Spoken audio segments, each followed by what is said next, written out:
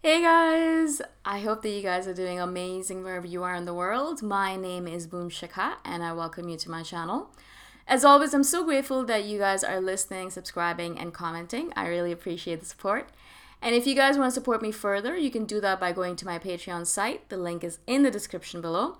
And you can give me $1 a month, $3, $5, whatever you guys prefer. In this video, I wanted to speak to you guys about a question that KR brought up in one of the comments. He said, great video as usual. I'd love to hear your take on the way we INFJs feel panicky and nervous when the atmosphere around us is peaceful and we calm down in moments where most would be afraid. So I actually think this is a brilliant question, and I love the way he put it. We become panicky and nervous when the atmosphere around us is peaceful.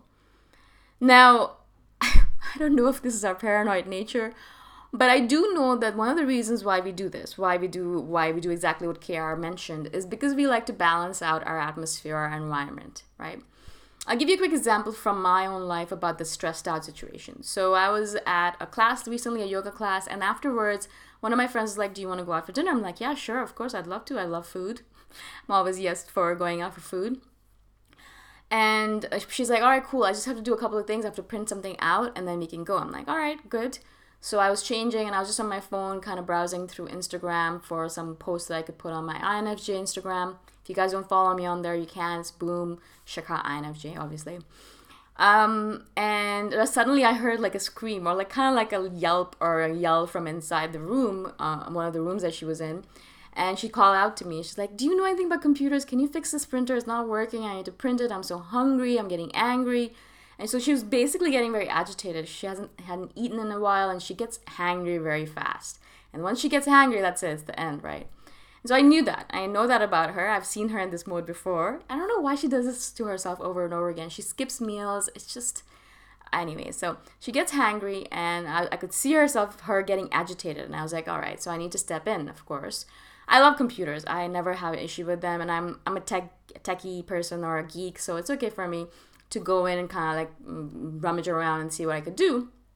And instantaneously, almost instantaneously, I looked at the computer and the printer, and I knew that it was missing a driver, right? Every printer needs a driver in the computer to actually work. And so I downloaded the driver, I did the troubleshooting, and maybe 5 minutes later, it was working. The printer was working, I printed it, and we were off, right? Now, of course, I noticed that this is my tendency in a lot of situations where if people are panicking around me, if the situation is getting stressful or nervous, or people start getting hangry or angry, or they start bitching at each other, or they're fighting with each other, my tendency is always to balance out the situation. I notice this a lot. I will start making jokes. Whenever people are, especially, I used to do that with my parents when they were fighting. It was a big thing for me to like be the mediator, but also to be the joke maker. So that, I'd crack a joke and then kind of alleviate the tension a little bit on that. I tried to alleviate the tension. A lot of times it didn't work. But from my childhood, I've always had this tendency to do that. Now, I think it's also because of my childhood, because when things became very peaceful or very calm, I always became very alert in my childhood because I was like, all right, what's going on? Why is everything so quiet? Why are you guys behaving so politely to each other? There's something wrong. I know there's something bubbling up under the surface. Stop doing that. Stop being polite to each other. Let it all out, because if you keep it inside, it's going to bubble up and explode. And I don't want that. I want the rage to be contained, but also not explode like that. So I always got really paranoid and really alert. I'm in an alert situation and panicky and nervous, like KR said, whenever things were too peaceful or calm. It's like, what am I missing? What's going on here? What do I need to do in order to prepare for the storm that's obviously coming? It's a weird way to look at it, but again, we try to balance out our environment, and we are always looking to the future. We're trying to balance out the future as well. For example, if we're planning for a trip, we're trying to think of all the freaking eventualities, all of the worst case scenarios. What could possibly go wrong? And if that can go wrong, what can I do in order to fix that? And if other thing goes wrong, what can I do in order to fix that one as well, right? So we have all of these worst case scenarios in our head, and when the situation's very calm and everything's good around us, all of those worst case scenarios come bubbling up to the surface and peeping out and saying, hello, what if this happens? That's one of the reasons why INFJs have insomnia in general, is because, when you're sleeping, you're going to sleep, everything is peaceful, everything's quiet, everything is okay. And all of a sudden you have the time and the patience and the energy and the brain space to think about all the things that could go wrong. What if tomorrow you go to school and this goes wrong? Or what if the bus is late? Maybe you need to get up a little bit earlier. Or what if the food that you put in the fridge, what if it goes bad by the time all of these things. And then all these things come up and you start panicking and you get nervous and you start thinking about how to fix all those scenarios. You start thinking about, okay, if this goes wrong, then I can do that. If that goes wrong, I can do this.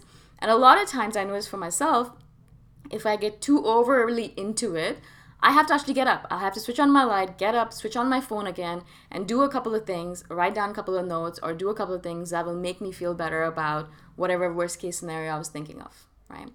And so this is how we are. This is how we think. This is how our brain works.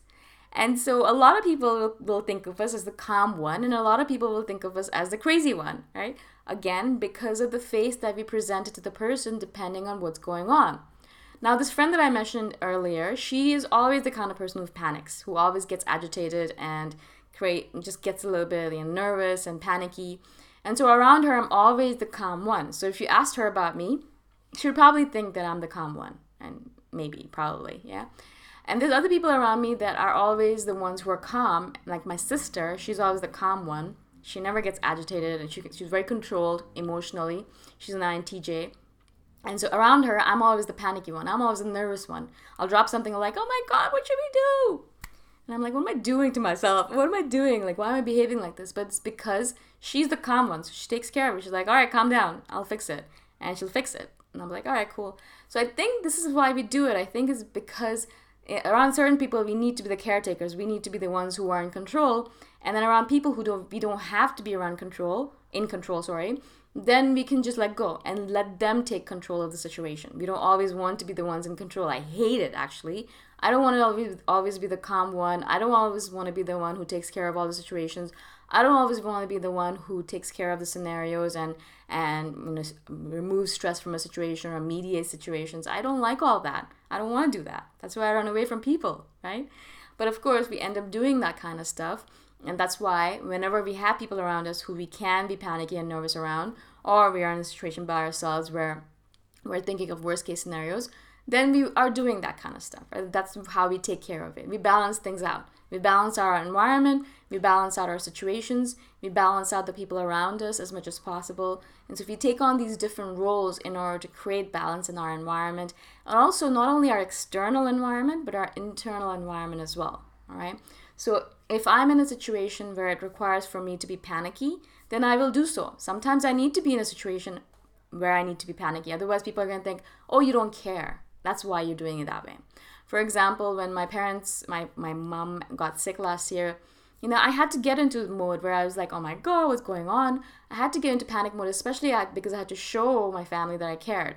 Now, of course, I do care, and I absolutely do care, but I didn't want to become that person who's like, oh my God, I knew everything was going to be fine, and if it wasn't, then I didn't want to create panic in my family. But because everyone needed me to be that way, then I created that scenario for them. I created that persona for them. I was like, all right, I'm worried about mom, and I don't know what's going to happen, and all that stuff. Even though deep within me, I knew everything was going to be fine, and I knew that everything would be all right because I trusted the universe, and I trusted the doctors that were taking care of her, more so. So we take on roles and responsibilities, obviously, that people want around us need us to take. So we play different roles depending on that KR, if that makes sense. And also, in order to balance out our internal environment, sometimes I'm in panicky and nervous mode, and I go into insomnia because of it, because I'm thinking about all the different things that I need to do. For example, whenever I need to go on a trip, especially traveling for a chunk of time, like maybe 2-3 weeks, I spend a lot of sleepless nights before trying to plan every single worst case scenario out. Everything, packing, what am I going to pack? What do I need to take? What work do I need to finish before I get there? What if there's no internet? What do I do then? What kind of SIM card do I need to get? What currency do I need to take with me? What kind of hair products do I need to take with me, etc., right? And so I spent a lot of sleepless nights in panic mode, in nervous mode, trying to figure that out. Yeah. And other times, I'll go on a trip and I won't give a rat's ass about what I'm carrying around with me. And I'll just be so relaxed because the person who is going with me is the person who panics and who gets nervous. And they take care of all eventualities. My sister's like that when she travels. And so she takes care of everything. She has all the different things you might need. So I don't need to panic. So she's the person who panics or gets nervous. So we balance things out that way. I hope this makes sense. I hope I was able to explain myself to you. It's a really interesting topic, and there's so many different reasons we might be doing these things. These are just a couple of things, I'm sure, a couple of reasons why we take on these roles. I'm sure there are other reasons, and maybe some of you guys can put down the reasons why you think we do these things. I'd love to hear from you guys as well. And of course, if you guys want to support me further, go on to my Patreon site in the link below. And I shall see you guys the next time around. Bye for now.